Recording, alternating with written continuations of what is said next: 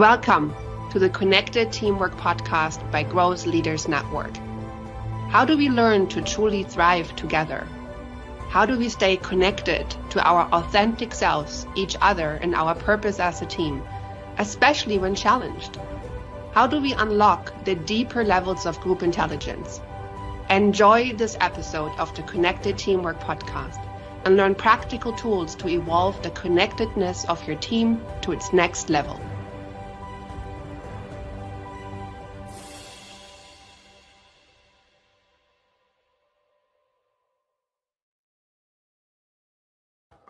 Well, hello, welcome to the Connected Teamwork Podcast, where we help teams and leaders connect more deeply to themselves, each other, and their purpose. I'm your host, Hylke Faber. I'm here together with my other host, Carson Heady. Carson, how are you today? Hylke, I'm wonderful. It's great to see you. Looking forward to the dialogue today, as always. And same here. I'm so happy to sit here with you and with everybody who's listening. This is episode number 70 of Connected Teamwork Podcast. So we're like at the geriatric stage, which kind of fits with the purpose of today, which is talking about team connectedness practice, about being on the balcony. It's team connectedness practice number 9, which is create and maintain a balcony perspective. Connect before sharing context and content, and keep your eyes on a clear, higher goal. So that's what we're going to be looking at. And as you're listening, I ask you just to notice what happens when you get very busy, or when you're in conflict, or when there's another stressor in your life. What happens with your ability to zoom out, which is what this practice is about, and how important is it to zoom out at that moment? Meditation teacher said, if you don't have time to meditate at least for an hour. Talking about going on the balcony. My experience of this is that there is a both sometimes real need to act and just to stay, as you could say, in the dance of the activity. And more often than not, there is a significant portion of the energy that gets diverted into acting because I think I have to, not because it makes any sense, just because my ego is thinking, then I get the marks, then I'm productive, then things start to happen. And often the real productivity happens maybe even after the meeting. The insight hits us. So this conversation today is about helping to evolve and create more group intelligence by taking a step back. Carson, I know you are a busy man. How do you practice this balcony thing? Hylke, I love that that's the topic of this episode. And, I struggled with this a great deal in my 20s. I was very reactionary. I think when I think about balcony view, and this is something that I talk about with my teams a lot, I go back to when you and I first connected. And it was a workshop that we did, my goodness, 6 years ago. And there was a visual that you had supplied, and it was part of it was, I think, the acronym WATCH, walk above the chaos humbly. But it also showed that balcony view and what we lose out on when we bend in too much to the day-to-day minutia and the games of hot potato and all the fire drills, as everybody calls it. We miss the forest for the trees. We lose sight of what really matters in the spirit of moving quickly. That almost like demand for speed, or that demand for certainty, or to be right. And we sacrifice those things. Unfortunately, we sacrifice the best outcome because of that rush to judge or to move or to do whatever it is. And so when I think about this, it really helps me when I think about prioritization, because yes, there's always going to be noise. I work in a company where there's a lot of things happening. There's a lot of, you report to a lot of masters on paper. There's a lot of people that are asking you to do things. My inbox is flooded. My instant messages are flooded. And there's ways that we can prioritize. There's ways that we can sometimes shrink our bubble to realize what is really mission critical right at this moment. And that could be my direct reports. That could be my direct leadership. and making sure that that sphere is taken care of first. So there's ways that we can intrinsically focus. There's ways that we can become more granularly focused on the needs of those that are the most critical at the moment. But that balcony view is such a great visual, because I find myself talking to my team about it a lot, that paramount nature of us when things are getting overwhelming, the value of just being able to take a step back, look at the picture, look at the grand picture, and realize, what do I really need to stick the landing on right now? So that helps me to get off the grind. And I also hear you talk about, when I do that, it allows me to see more clearly and therefore focus on what needs to be focused on. So taking a balcony perspective does not mean sitting back all day and watching life and teams and everything else go by. It's not like that. It is actually being in the balcony, being able to observe so that we can see more clearly what's needed. And when I relate that to brainwave frequencies, our brainwaves, if we put them onto an electroencephalograph, can be measured in megahertz or in hertz. And the fastest brainwaves are called beta, and they're very good for multitasking, although that doesn't really exist. But quick logic. Then alpha is focus, slower. And then at some point we get to the theta stage, which is what we rarely access during the day, often where we get into dreams. So this is why we have our insights in the shower and stuff.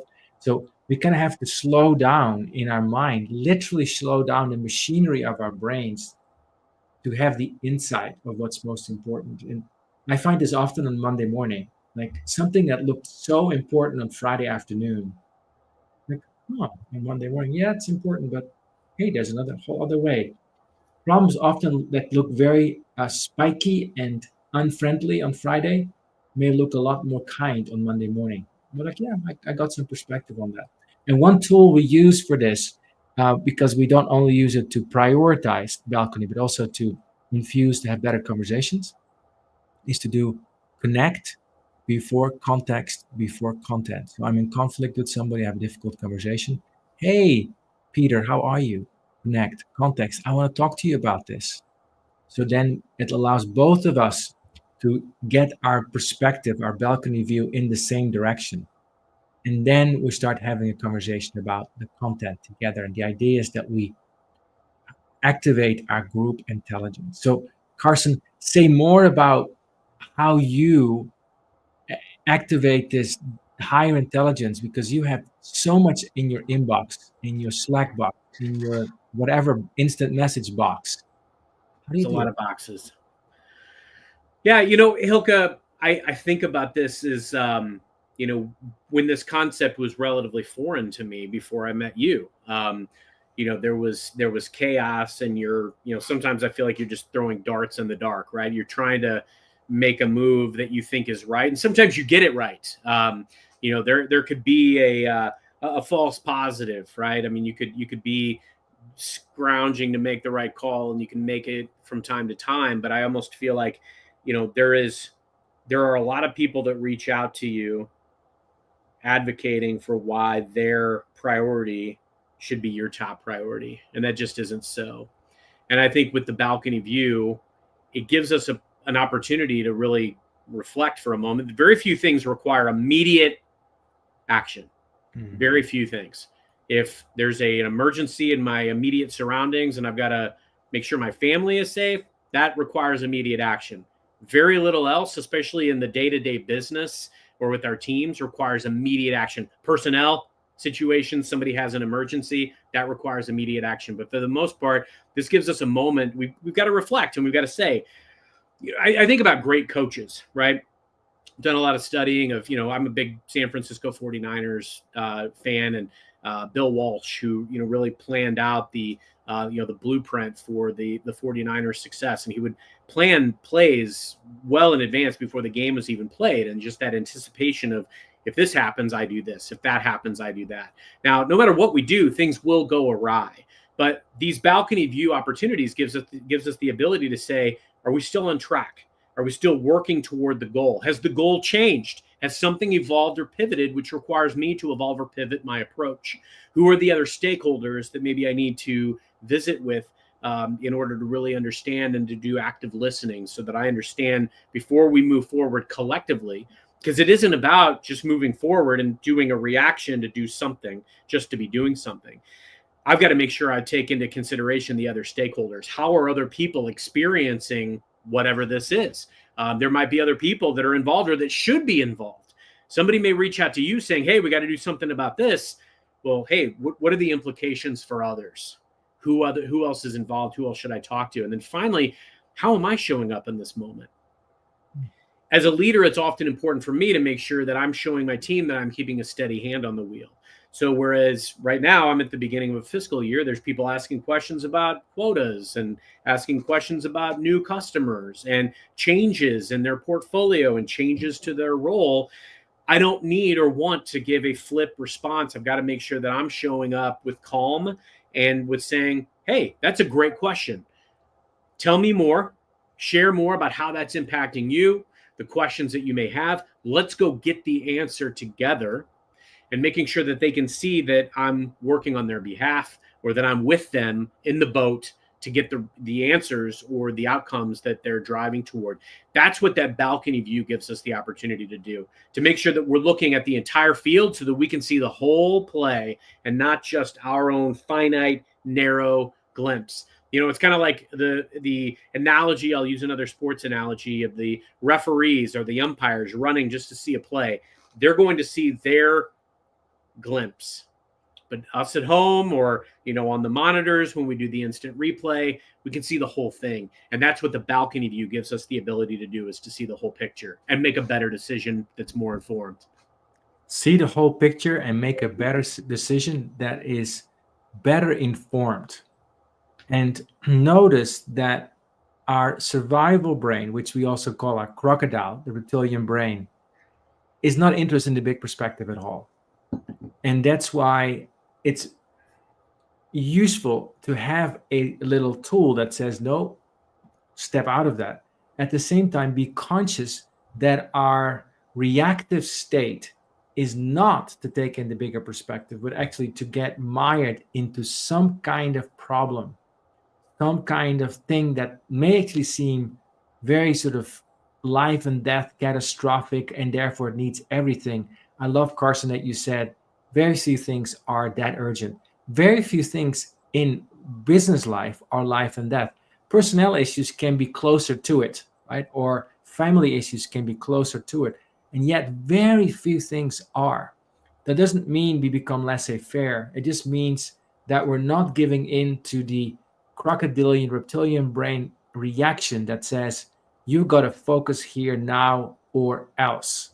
The wiser perspective says, like you're driving a car with good paneling, like your dashboard doesn't, when the electricity battery goes down, or if you're driving petrol, if your engine petrol goes down, doesn't say flashlight because the tank is half or your battery is half.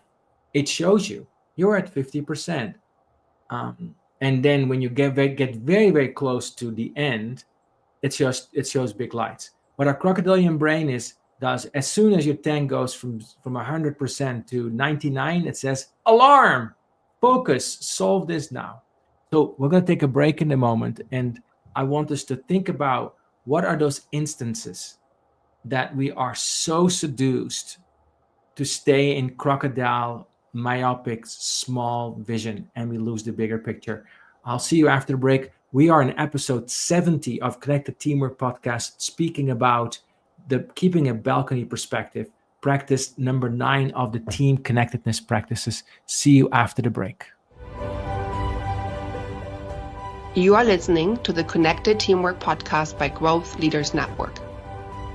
Do you want to learn more about building the next level of connectedness in your team? Please contact Growth Leaders Network on LinkedIn. And now, back to the show.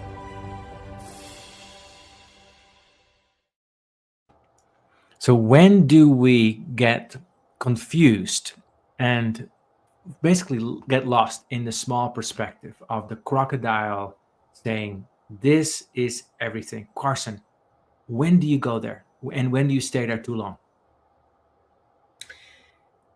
There's an inclination. And here's the other thing too, Hylke, just because we have this ability or develop an ability to go to the balcony view and respect the value of it does not necessarily mean that all of our colleagues or especially our leaders will have that inherent ability.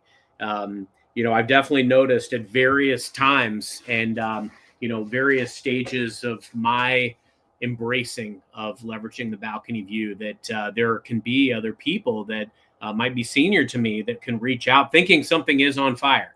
It could be that we've all been there, that 8 p.m. call or that dinner time text or that Sunday morning fire alarm. And as this information comes in, I understand where this can matter a great deal to that person.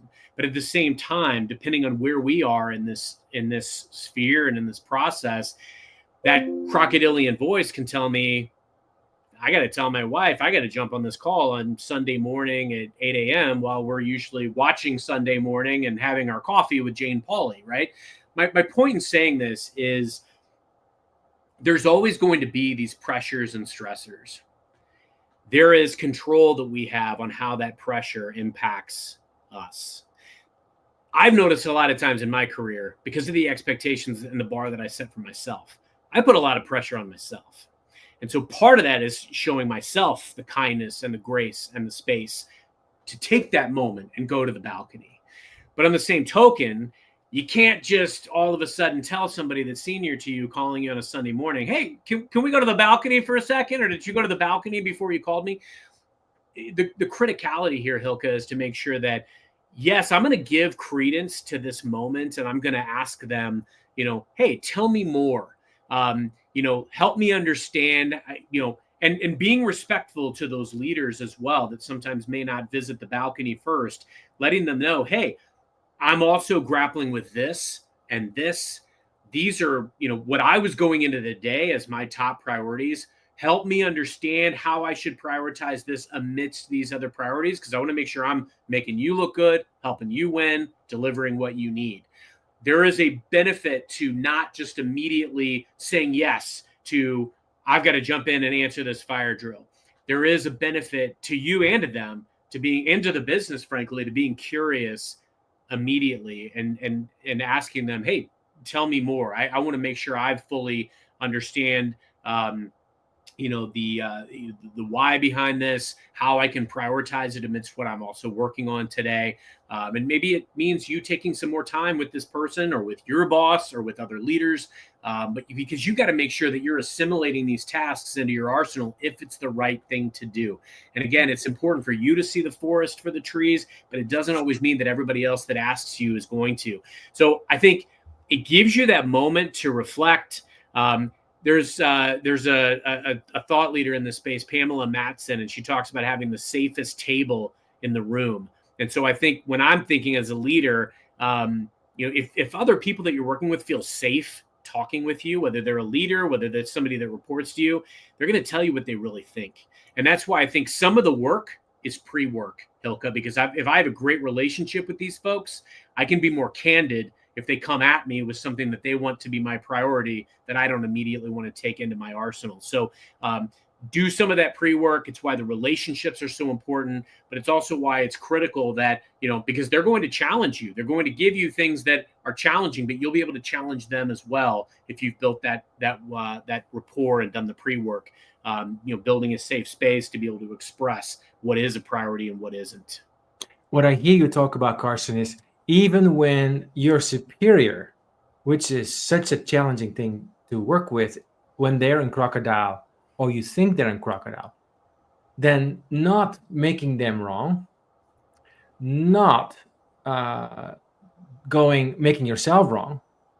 It's actually saying, okay, let me infuse some balcony energy in this. And infusing balcony energy does not mean I'm going to go on the balcony. You don't have to say that. That might not be the thing to say at that moment. Like, wait, the house is on fire. You're going to the balcony? Get off the balcony. It's on fire. Like, help me figure out this thing, this client thing. The system is down. The client is unhappy. Whatever's going on, right? what I see you do is you ask questions, and not like a lawyer in a trial.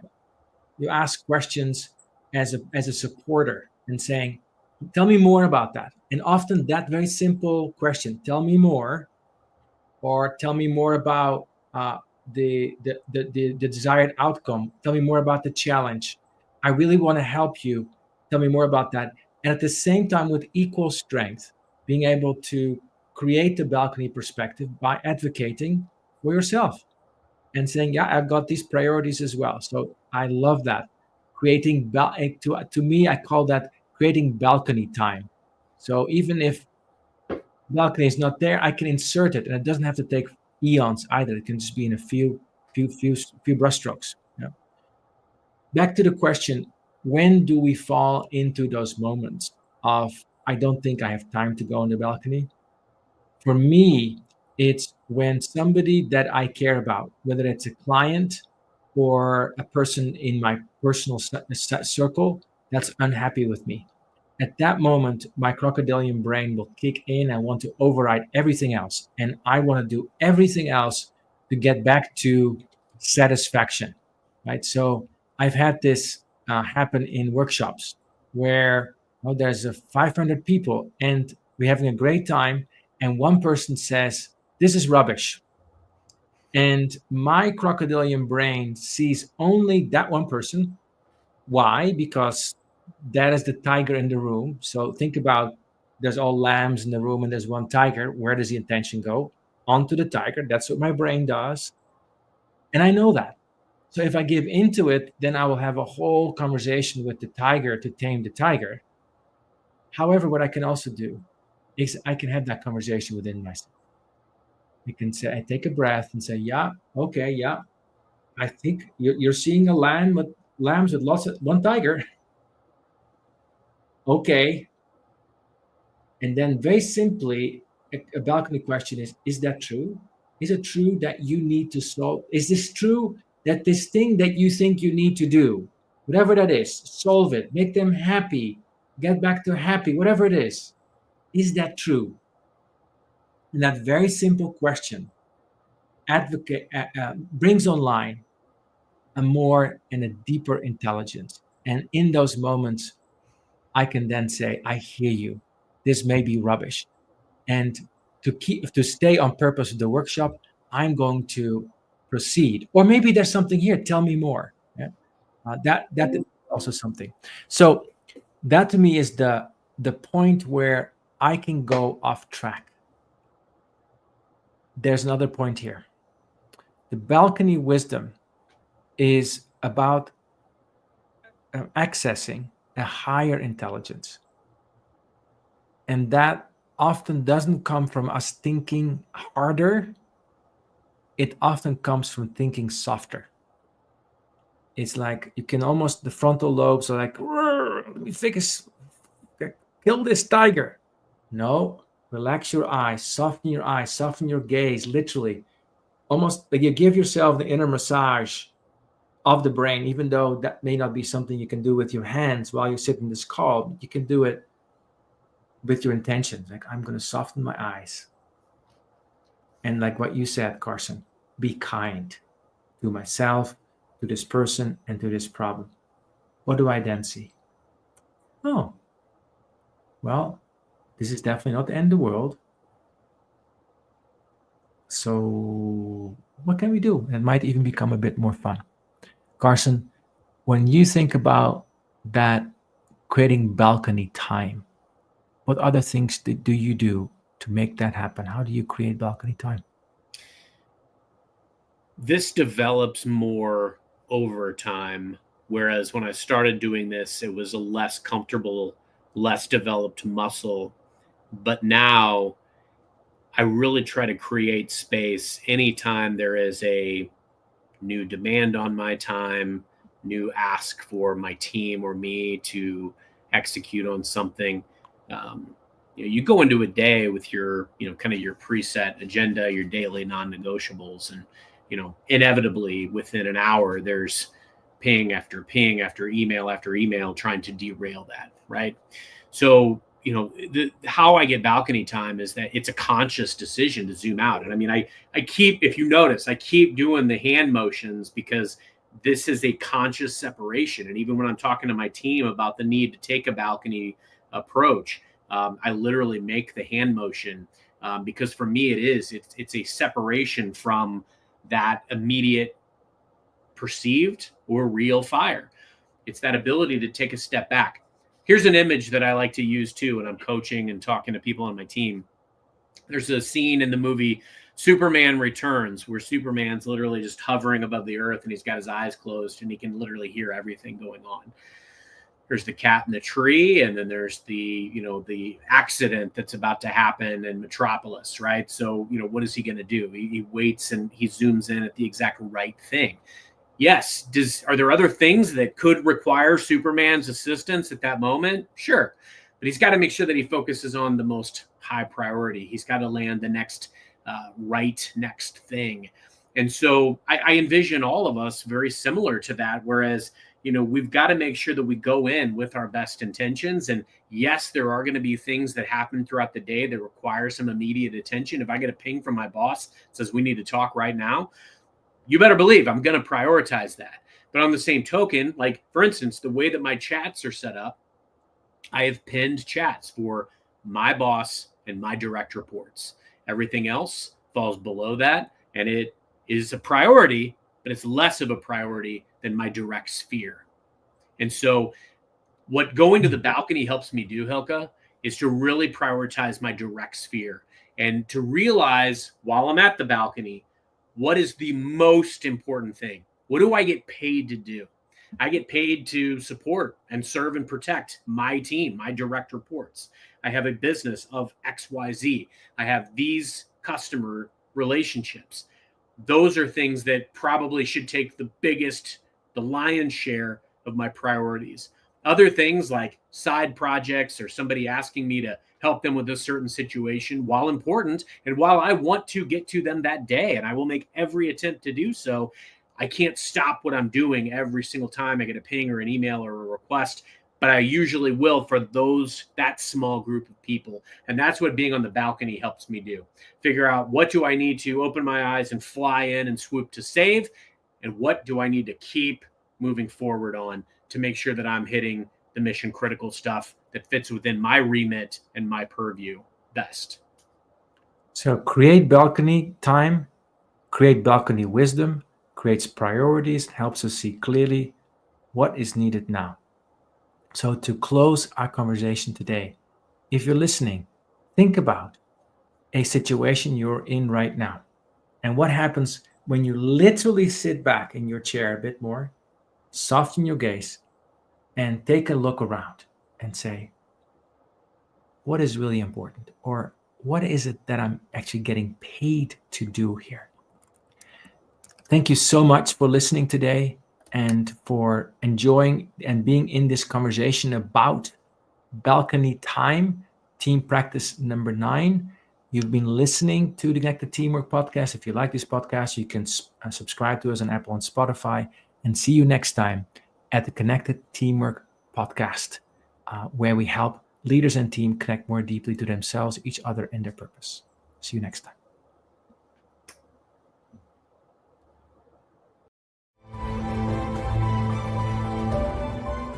Thank you for listening to the Connected Teamwork podcast by Growth Leaders Network. Take a moment to reflect on what you learned today that can help build your team. Also, if you like, think about one of your team members and what you appreciate about them. Let them know. Enjoy connecting more deeply to what is great about them.